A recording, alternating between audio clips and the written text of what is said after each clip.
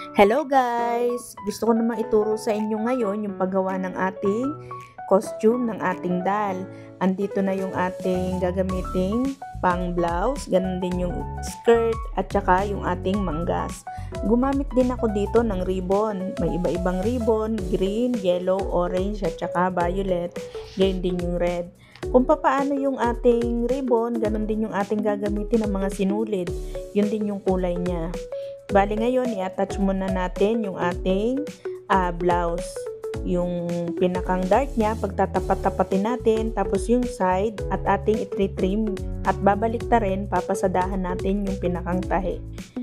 Susunod naman natin guys, ay yung ating red na ribbon. Ilalagay natin siya pagkatapos nating i-attach yung ating skirt. Sunod naman yung ating design sa dibdib at saka yung violet na ribbon, yellow, tapos yung green, blue, at saka naman yung orange na ribbon.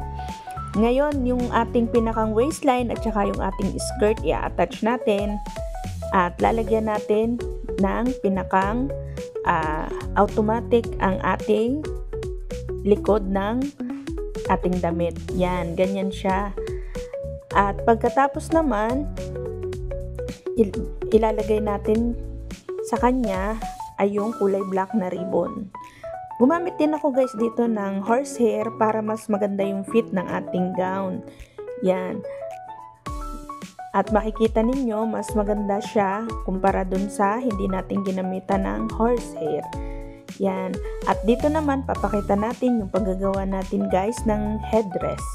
Gumamit ako dito ng mga accessories. Meron akong ginamit na tie wrap, ganun din yung glue gun, at saka yung accessories na gagamitin natin. Bale, ang ginawa ko, binuhol ko yung pinakang tie wrap, inilagay ko siya isa-isa dun sa pinakang kapwa tie wrap niya. Yun naman yung sa finish natin, yun ang ating ibubuhol para kumapit dun sa pinakang head ng doll. Ngayon ang gagawin natin guys, gugupitin natin. Yung isa maiksi, mahaba, maiksi, mahaba. Alternate lang siya. Tapos, lalagyan natin siya, ditikitan natin ng accessories niya.